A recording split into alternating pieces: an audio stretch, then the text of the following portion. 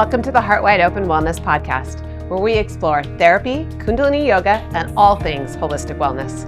I'm Hannah Zachney, LMFT, International Retreat Leader, and Curious Human. Whether you're tuning into us via social media or any of the major podcast platforms, we're so grateful to have you here. Here's to opening our hearts and exploring life together. Welcome to the Heart Wide Open Wellness Podcast. Today we have truly just one of my friends, Ashley Hawkins. And Ashley and I'm actually going to let her tell the story of how we met because she tells it way better than I do. And it's really funny. But we have known each other for years now and have over the time just really been able to share a lot of life together and experiences together, countries together. And I know there's many, many more of all of that to come. And it is an honor for her to come and share her story because I've learned a lot from her and her walk. And so I believe others will as well. And I'm really excited for whoever is listening to this because this is a really great story. And we have a very amazing bio from Ashley, too. That's my bio of Ashley. Ashley calls herself just a human who decided to get real intentional about her life, who chose to invest fully in being the best version of herself and allows good to find her. Turns out, as Brianna West says, everything heals and grows when it is loved well. People too. Beautiful, messy life, here for it all. I love that quote so much. And I love Brianna West. And you're the one that introduced me to her as well. Tell us the books. Yes. Thank you for being here. Thank you for having me. So good. Yeah. Yeah. So we're going to share a little bit today just about your story and your walk. And could you tell how we met? Because I think that will kind of start to inform. Yes. So we met. I had reached out to you years ago, and I honestly, probably a few years of just email communication. Yep. Our lives would just kind of just weren't laying up. I'd reached out originally thinking I was going to do therapy, and then you weren't available, and then it was like, oh, I'm available, and I just say, never mind, I don't want to do therapy. And so yeah, it was years of that actually, and then finally, you reached out and, said I have this women's group, and I was like, I'm not really looking for friends, but kind of convinced me. So I showed up, I think it was June 2022. And yeah, that was the beginning of it all. I love it. Yeah. And since then, we've gone on retreats together. Oh my gosh, yeah. I went to Sayulita twice. We went to Peru. I'm still in that membership. Yeah. And yeah, it's all very much a big part of my life. So in general, what's changed between then and now, and a summary? Gosh, so many things. The amount of growth that has happened in the last few years is honestly a little overwhelming when I look back and kind of reflect. We've communicated in private many times that I feel like I was really just treading water, especially the years leading up to the membership. And yeah, meeting you and meeting all the women there was really just kind of catapulted my healing, and really just starting down this journey of just self-discovery and just all the things. So yeah. You really did say something like that, oh, listen, lady, I don't need any friends or something like that. Oh, geez, my gosh, yeah.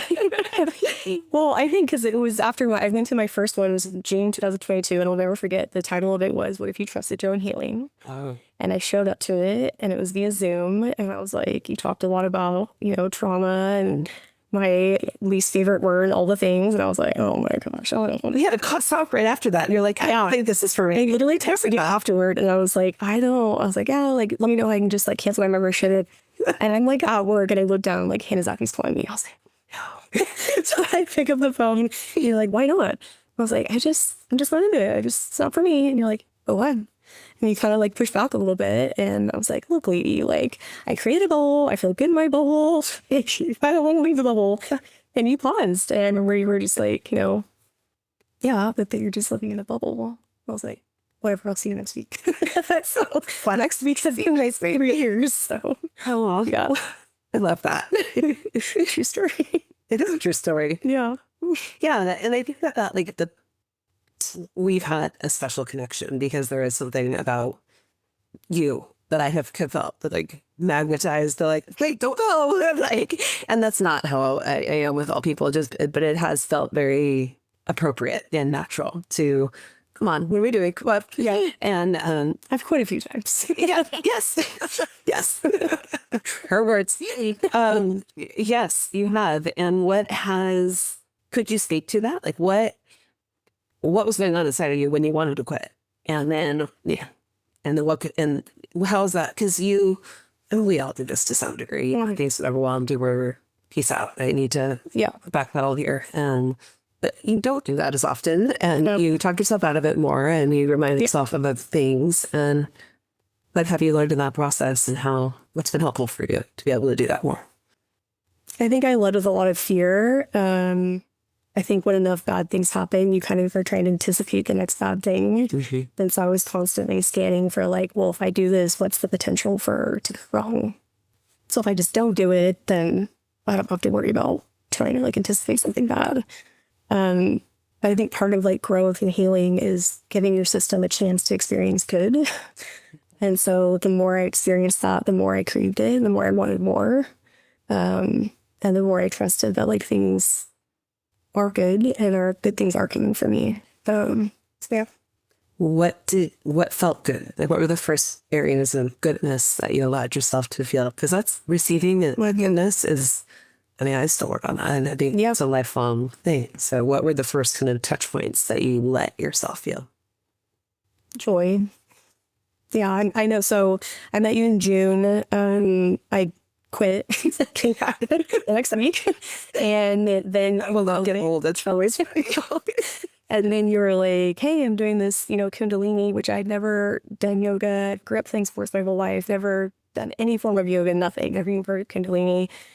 And again, you're just this lady that was like, why don't you just come to this? And I'm like, oh my God. And so I showed up though. And I've told you the story. I showed up. I didn't even have yoga pants. And I had like soccer shorts and a t-shirt. It was fun. And I just like, I didn't have a yoga mat. I just like scanned the room. And I was just like back of the room. And I saw a man sitting there. And I was like, he looks kind. Sat next to him, not knowing it was your husband. Right. And so Kundalini was really the first. I feel like I was very numb for many, many years. And Kundalini was really the first chance that I gave my body, my mind a chance to really feel sensation. And that can be scary at the beginning, still is sometimes. But that was really the first time that I started to like, to feel. And then I did, I think, 2 classes with you. And then you're like, by the way, you should come to this, like, I was like, this yoga retreat. I'm like, oh my God. So then I was there like 2 months later, showed up to the yoga retreat, no one. And yeah, that was like a major dose of just like joy and goodness. And that just like filled my cup. And then from then on, I was like, I want that. Yeah. What is that? You want what? Feeling good. Yeah. Being around people that like love life. And I mean, a lot of those women, all those women are amazing women. And I've built really close friendships with a lot of them. And I had this mindset of like, if I'm strong and independent, then I have to like, I have to isolate until I'm like good or until I feel fixed. And then I can come back and then I can, I moved out here and literally told myself I wasn't allowed to have friends until I felt more, good. I didn't want to bring people down with me. So yeah, and then doing that membership kind of forced me into like community by choice, obviously. Yeah, it was the first time that I was kind of like allowing people to like see me and to be seen was vulnerable. But when you're in a retreat like that, everyone is so open so quickly. I was kind of like, not just people, but like women in general. And it's just like, I've never sat in a circle of women ever. And then to sit in a circle like that and have everybody just so like raw and vulnerable and not just like, life is perfect, whatever. It's like people have been through like tough things and people were sharing their stories so openly. And like, honestly, it really, you can't help but like reciprocate. Yeah. Yeah. I mean, I love hearing it because it's just, I can't, obviously I love individual therapy and I think therapy is so important, but there's something about the collective. There's something about group, and it doesn't, it could be technically a therapeutic group or it's just a intentional group, yes. And I think this, for me, these women are just women that really just want intentional, meaningful connection. They want to better themselves. They want to have fun. Yes. You know, yeah, they do. They want to have fun. Yeah. And you have easily connected with people. Like you're a little bit of glue off the group, which is funny. Right? This person is like, I'm not even going to touch it, and comes in, and you have probably one of the people that has more just real relationships individually with many people in it. Yeah. Does that surprise you, or is that, because I know you have friends outside of the group too. Like, that's why you didn't need friends. You already had your friends. It's like, I didn't have a lot before that time, but yeah. But you do now, and you're capable, and you had just moved. Yeah. So that was part of the reason was, yeah. What have you learned in the connecting thing as far as just being vulnerable, and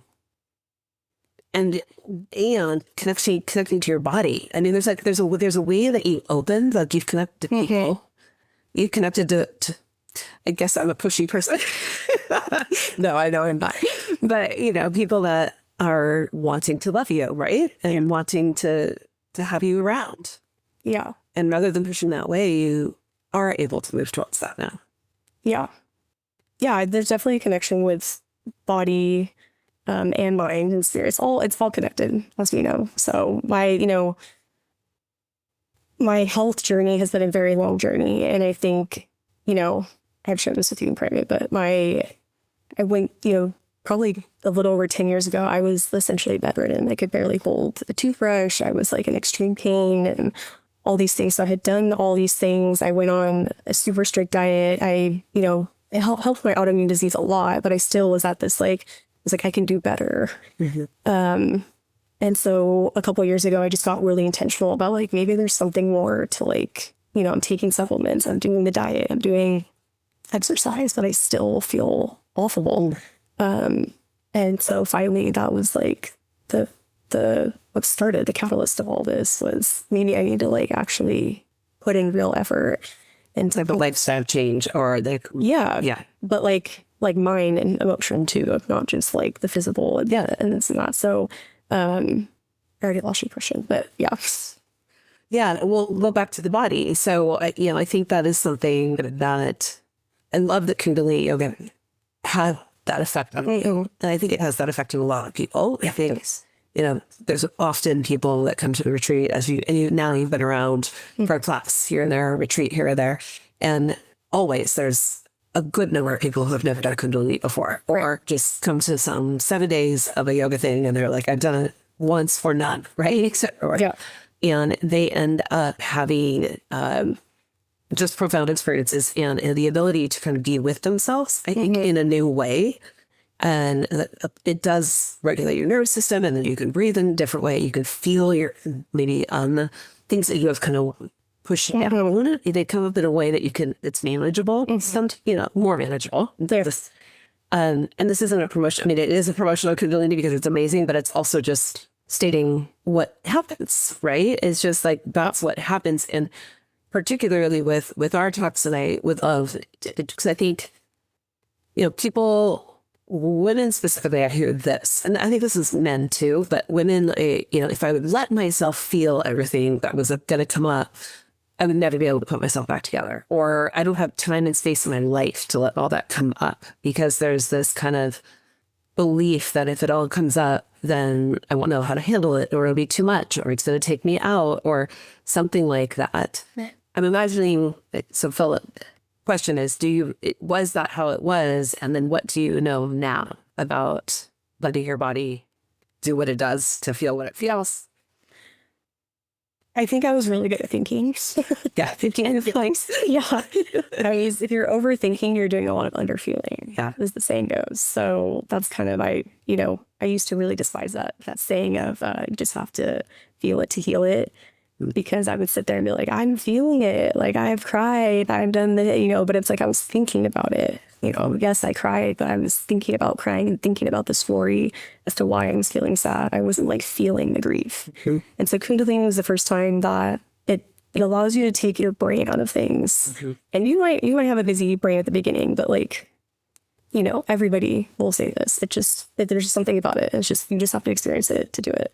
Mm-hmm.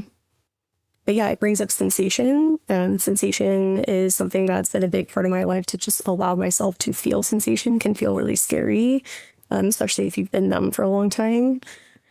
And yeah, it's just a really unique experience, and yeah, all the shaking and all the things. Yeah, and I think specifically because you were and are athletic and were an athlete, that you're used to feeling your body, but but physically, right? Like, so feeling your body from, I can push through this activity that I'm doing versus I'm going to let that wave of grief move through my body. Those are totally two different ways Drastically. to feel your body. Yeah.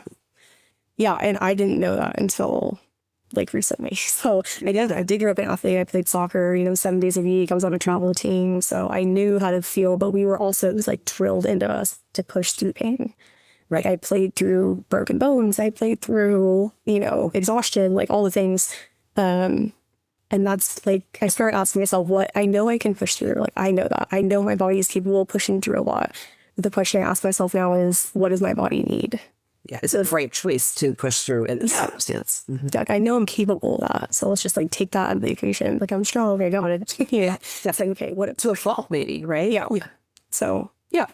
So how do you work with that now? Like, how do you let yourself feel? How do you clue into, oh, I'm being a little too hard on myself, or I am pushing through? Because I'm guessing those are moments where you're tempted to repeat that behavior. Yeah. I think like the more work you do, the easier it's about awareness, right? And so someone special to me used to always teach me that. You can just start with, it's not about the fixing, right? And we get this mindset of like, I feel this and I want, like, what do I need to do? I'm going to do this breath work to take it away. I'm going to do this stretching. I'm going to fix it. So it's not about fixing. It's just about like sitting with it. And so I do a lot of different things right now, have been for years, but the more I've done them, the quicker I am, like the time that it takes me to notice when I'm feeling off is a lot shorter. You catch it quicker and then yes.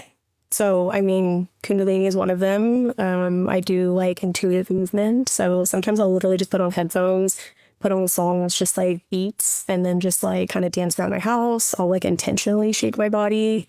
I don't have like a recipe, but I would say pushing my body physically to kind of get the energy like out. And then sitting with the sensation. Because if I try to sit with sensation first, my mind is just like everywhere. So I love this for you because I've witnessed you become so much more comfortable with your body releasing energy the way that it needs to. Yeah. Can you speak a little bit more about like just how you learned to embrace? Because there was a place where we would have conversations, especially Kundalini. I think it just, sometimes it fatigues your muscle to a certain way that you end up with a little bit like a muscle twitchy, quivery kind of a thing. And sometimes I think you're just your nervous system is so calm that your body is safe enough to release, and then it starts to release. But we've had a lot of conversations about it, and I feel my body in that very same way often. And still when I block something and I'm really trying to get through something, when I finally have time to let my body soften, I'll shake and quiver and tremble and have an energy move through. Right. Whereas somebody I think could think, what's wrong with me? I have this twitchy thing that will go away. And it can be, and it is sometimes, I think, scary for people because they don't understand it. And of course, it's a medical thing. They need to go get that checked out and you need to know. But I think that there is some openness for you to be more comfortable with those shakes and tremors. And I think you normalize it for me. Like, I know, I didn't know anything about it. Right. And so I've had those things for majority since teenhood. I've had muscle jerks, I've had shaking, I've had that. It was part of my everyday life, unintentionally. And I always just thought that it was just a me thing. It was kind of weird. And then when I started doing Kundalini, it brought up a lot really quickly and it scared me. Because it was kind of like, whoa, like what? And so I contracted and gripped because I was just like, I don't want anybody to see me. The cool thing about Kundalini is that you do it with your eyes closed. Normally, no one's really like watching you. But I was gripping it. And then I don't know. I remember that I probably asked you about it at some point. And yeah, you did it for me. And I still have times where I'm like, not so often these days, but even just in regular yoga class, at the end of class, when you get into Shavasana, like my legs would be shaking really bad. And I just let it. And if you let it move through you, then it's gone. It eventually stops. Yeah. Versus like if you grip, then it just like doesn't feel good. Yeah. And I think it builds up more tension, right? Is you're holding it and resisting it. And then the mind, if you're holding it, resisting it, it's probably because you think that it shouldn't happen or something's wrong. And so there's added layers to it that you're, so just letting it go and putting yourself on purpose in environments where you can do that. So now you, on purpose, shake it out. Right? But I do it almost every day, to be honest. Yeah. Every day. Yeah. Yeah. I just do like shaking movements, and sometimes it's like jumping up and down. I mean, there was a point if I knew I was working through like a lot, I would be in the shower, turn the water on a little bit colder. And even just like a punching, kicking motion. It's more just like whatever I feel like I need to do. And now that I have that experience, I know what my body needs now versus before I was just kind of like guessing. Yeah. Now I kind of like have like a recipe for myself. Yeah. Yeah. But it is very fine too, right? I mean, a lot of it is universal in the sense that I love that we're talking about this because I think a lot of people don't know. Like, oh, my body twitching is okay. Like this for, again, it's a medical thing, check it out. But it's like, like if it could be, we've been working a lot with different people that are coming in and they've tried actually different medical things and their body is still having kind of a reaction or a twitch that will go away, a kind of a thing. And we always find, if you just encourage somebody to feel safe releasing that, if they've already ruled out medical concern, it often is just an energy block. So it is. Yeah. Yeah. Emotion is energy. That's right. So yeah, exactly. What about having a flashback to some of our times in Peru? Yeah, just and just thinking about you were. Yeah. What were you thinking? What were you probably going to say? I just think that was a real a pivotal place for all of us, and specifically for you. And you really did have the most unique experience with the shaman there with some healers, and you had a dream that was a prelude to the experience, and all of the things really did make that experience, witnessing you, feel so divine and purposeful, and just like it was supposed to be exactly how that was. Can you share? Yeah, Peru was still missing chills, and that was in 2023. I read Beyond West to the year that year. Yeah, it was by far my biggest year. I had done a retreat the year prior, and Peru seemed amazing, but I jokingly, I did for real. I deleted all your emails on Peru because I didn't want to know what I was missing out on. And I just didn't want to like have the FOMO of seeing all the cool. I knew it was going to be amazing. And I just didn't want to read about it. So I didn't know anything that you guys were doing. I just knew that you would be going to Peru, and there was a deadline to sign up. And I hadn't talked to anybody. And I went to bed one night and had like a crazy dream. It was very, very vivid. In short, essentially a man came to me and he got very close to my face and breathed 3 long breaths into me. I mean, it was like, I felt like it was just like me and you sitting here, like it felt so real. And the sound of him breathing it into me was so distinct that I remember waking up and being like, what the heck was that? And I wrote down everything that happened, anything I saw, anything I felt. I didn't want to forget it. And of course I texted like a bunch of people the next morning and was like, what? Like, where is this from? What do you think this means? And like everyone was Googling and trying to help me. Couldn't find information on anything. And I told my mom, and she was like, what did he look like? I was like, I don't know, like he looked Native American, Hispanic, like I'm not sure. No one from our family. I don't know who it was. And she said, didn't you say someone was going to Peru? And I was like, oh my gosh. And so I looked at one of your emails I had deleted. and I saw that you had listed that you guys were going to see a shaman. So I remember I called you. And I'm just like looking for anyone to tell me, looking outside myself, trying to be like anyone to be like, yeah, you should go, or like, yeah, you have to go. Oh, I was the right person to call. Yeah. And they were like, I don't know what that means, but yeah, you should come. Yeah. I'm like, oh my gosh.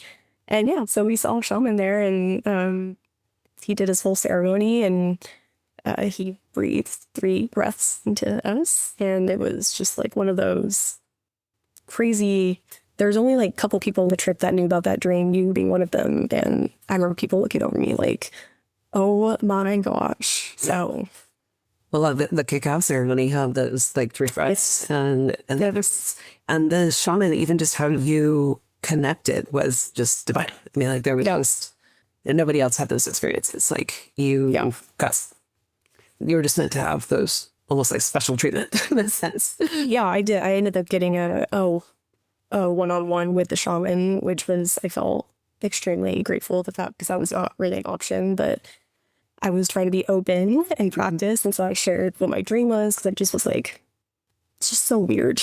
I got that dream. Here we are.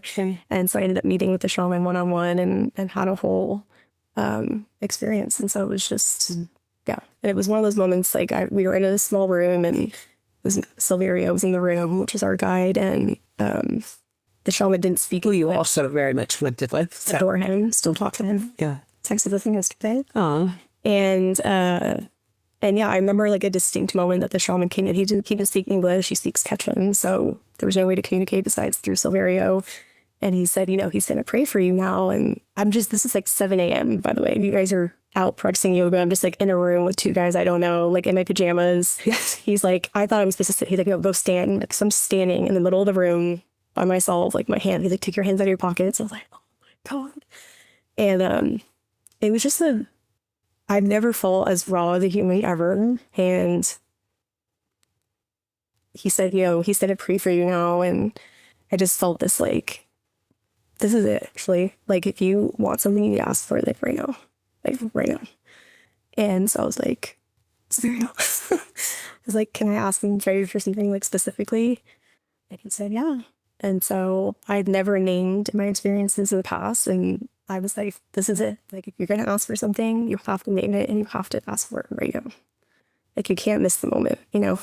So I did. And he prayed for me. And yeah, it was intense. So intense. Yeah. I think it was right. I don't know if it was right before or after that experience. Did you remember quartering me in the courtyard one day? It was right before. Yeah. Yeah. Yeah. You're like, do you believe people can, is that how you said it? Do you believe people can actually heal? Or do you believe something like that? I remember how I worried. I just essentially like, do you think, like, I think I said something effective, like you've seen a lot of people. Yeah. And you know, some people go their whole lives trying and they can't get past whatever the thing is. And I've been trying for so long. That was more the angle. Yes. I was like, am I gonna make it? Yeah. Yeah, it was very personal, actually. No, yeah, it was actually how it was. Yeah, so. And I told you yes. Yes. Yeah. And what happened with that specific request that you made? I mean, I stood there and I said, you know, I've experienced, you know, I never used the term, but, you know, multiple sexual assaults in my life. And I was like, I want to be free. And he said, okay, stood up and he prayed over me. And I bawled like a baby. The floor was soaking wet. He does the thing where he pats your head, your chest, your feet, and he blew into me. And it was just the most like overwhelming. And I felt when I left, just this like weight lifted. I think, you know, I've had several experiences in my life. And those, you know, they change you as a human. They change the way you show up in the world. And I was not a full human being. Like I was very much, I was struggling big time. And so I felt like he just lifted this like shame is a very powerful emotion.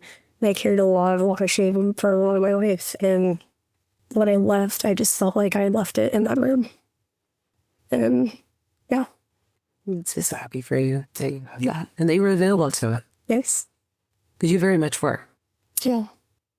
When you say that you stood there and were as raw as you'd ever been, I'm sure there's a little bit of magic in that room with those two very powerful people, but at the same time, you allowed yourself to be there. Yeah, I'm a big believer in timing. I think we're in the thick of that. It's really hard to like kind of see past that. Like everything, there's a lot of dots, right? And you can't like really connect the dots until you look back. And so until then, just collecting a ton of dots. Yeah, but it wasn't until that moment that was my first, like, I really feel like I found faith on that trip. I mean, there are so people talk about magic. I've never experienced anything like that in my life, ever. What does your faith look like now? What did it look like? What does it look like now? I never really believed in something bigger than myself. I mean, I like to think there's something bigger than me, but I wouldn't really say that I really believed it. And I mean, it was just like sign after sign after sign, like smacking me in the face, like something bigger than you is supporting you. And having faith is just, I don't know. I don't know the answer to that. It just changes you. It changed the way I showed up in the world. And now when like hard things happen, it feels like you just have something on your team versus like the world's working against you. It's like, no, it's like, this is a bad thing, but like, it's going to pass versus, So how does that change how you show up with like practically? How would somebody see that, or how do you feel that you show up differently? That's a good question. I don't know. Mm-hmm. I mean, I think if you ask the people closest to me that they saw a change in when I came back from Peru, my mom specifically said she saw it in my face. Mm-hmm. Just an inner deep knowing, and can't like teach that. It's just something you have to like. The timing of that trip was just so like, if I wouldn't have said yes any earlier. If you had done it a year earlier, I wouldn't have said yes. So it's like it happened at the exact right time, and then the things after that, it's like that's as close to a magic wand that could have been like over me as possible. Doesn't mean that life has been perfect after that, but it just gave me a foundation to like lean back on. So I know it is important for you to share some of, I know you appreciate learning from others. We learn from each other's experiences. What would you say for women who might be going through something or holding it in or not have yet processed it? And what did you learn that you could counsel on? I don't know what I would pass on other than like you can't get through it. I don't think it's something you have to carry your whole life. The very question you asked me. Yeah. Yeah, I think not doing it alone. Mm-hmm. I think those types of events are very isolating. Mm-hmm. It's very secretive. It's very shaming, all the things. And so if you can allow yourself to be seen even in the messy, connection really is what started that journey for me. Like I dabbled in trying to like kind of get those experiences, but it's hard to like work through hard stuff when you don't even feel safe in your own body to begin with. So I started like trying to establish safety in my body and then like working through those experiences. And I really feel like the world, I haven't just had like one or two, and so it's when that happens, you really start to internalize and really believe that because so many bad things have happened, you're a bad person. Mm-hmm. And, or you attract bad things. And that becomes like a really powerful narrative that really just guides your life. And so, allowing joy and love in, especially during hard times, not even just when they're good. It's always good to feel good, but especially when hard things, like, and being intentional about those things, has been everything. Okay. So when you are struggling, so you have all these, you recognize it quicker, you said, you have your tools. What is,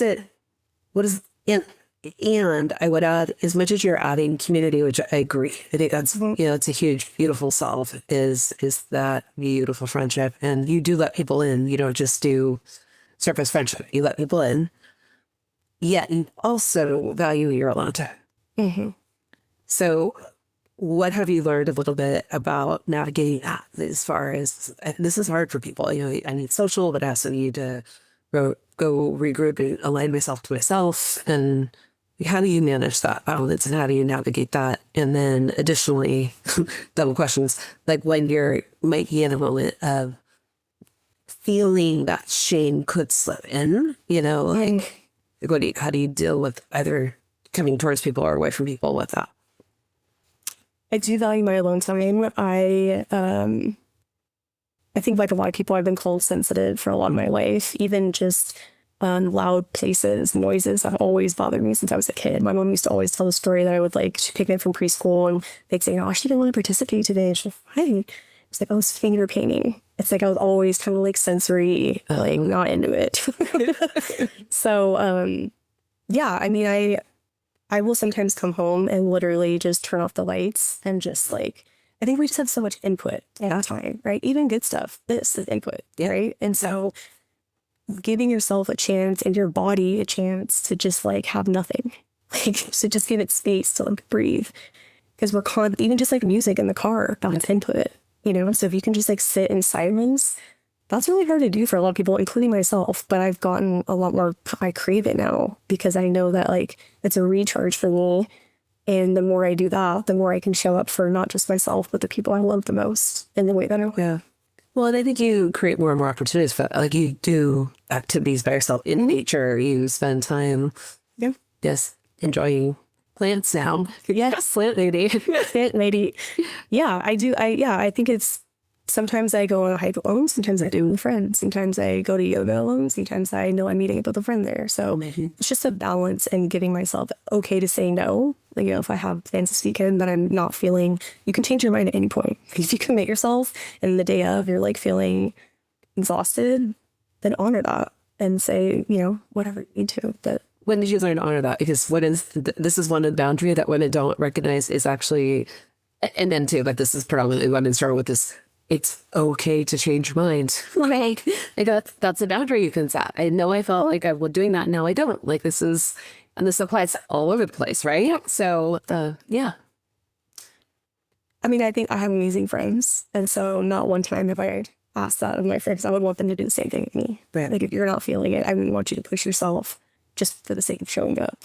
Doesn't like show face. I want you to show up as like you and what feeling good. So, yeah. I would say, to add to that I think you having, the more compassionate you've become is the more, as a direct result, it's correlated to the depth that you've allowed yourself to feel. Because the more that you allow yourself to feel, the more you can put yourself in other's shoes. And then there is that availability to give that generosity of spirit that you just described from the front. Like, if they're struggling, I want them to be able to do whatever they need. But you can only really get there from a full body, you can think that, but you can't feel the whole thing unless you've actually been there yourself. So that is a gift of what you've been through. Yes. Do you look at what you've been through now as more of a gift, or more often do you look at it as a gift? Yes. Yes. I always said I would never be a spokesperson for those things. And then, I shared this with you. I felt this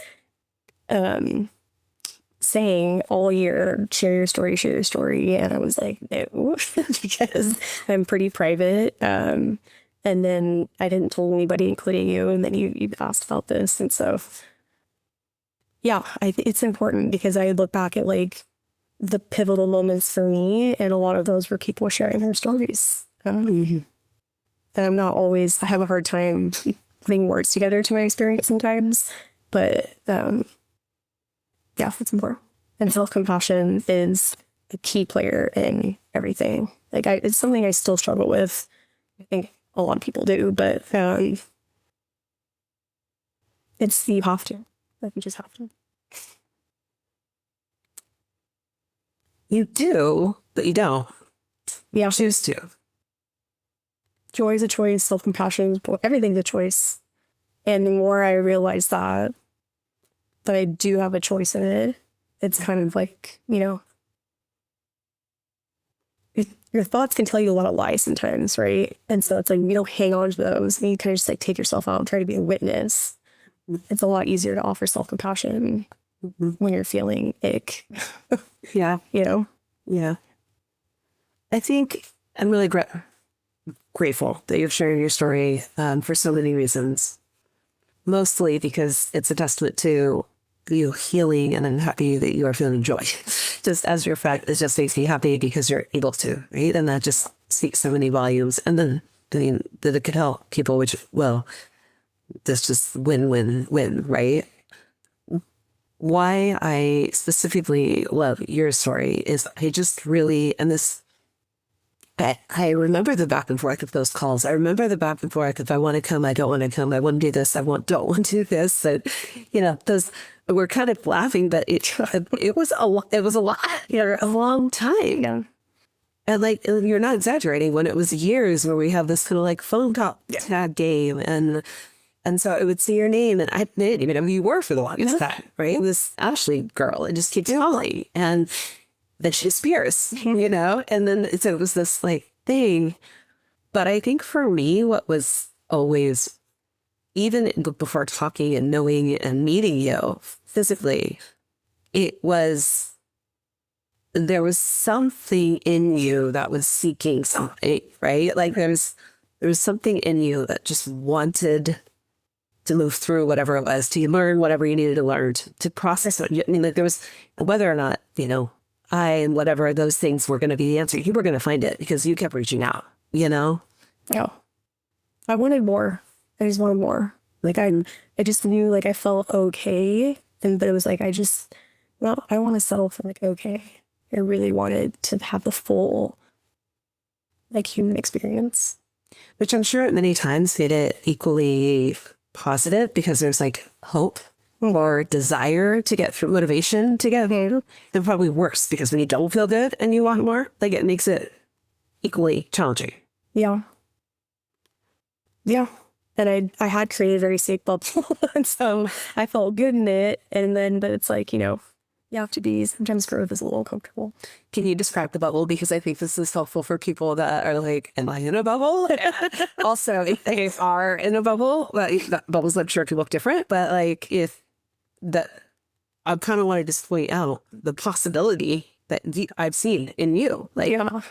My old bubble? Your old bubble. Yeah. Talk about your old bubble. I mean, yeah, I kept I felt like, you know, I had gone through a really heavy chapter. I had just come up for air, it felt like. And so when I came up for air, it was kind of like, okay, well, I'm breathing, so I'm okay.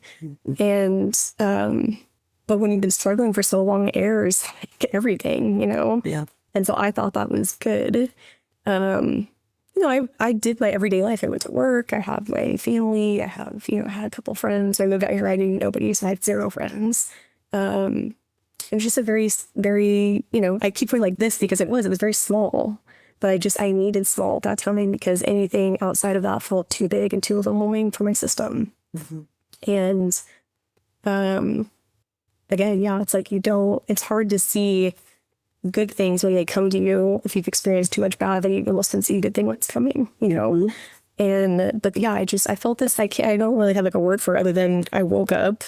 I'm 35 now, and it's probably when I turned 30, I just felt this like strong urgency to just make things right with my past. And, especially in the last year, like all the things that I've done have prepared me for some harder chapters after, you know, all those amazing things. And I don't know that I could have shown up in the way, I know that I could not have shown up in that way had I not done all that work. And so ever evolving, obviously. Yeah. Yeah.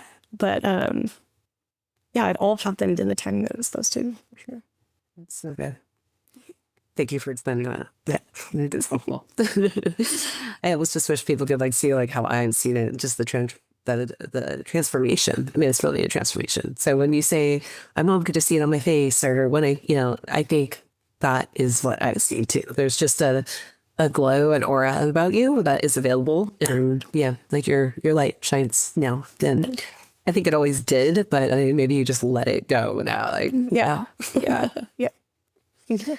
So, how do you know my tagline, Heart Wide Open? You've been around it for the whole time. So what does that mean to you to live with your heart wide open? It means a lot of things to me, but I think top of the list would just be to accept the duality of life and to embrace every high and every low, because, grief has been one of my biggest teachers in life, continues to be. And I've learned that my capacity to not just hold pain has a direct reflection on my capacity to hold joy. And so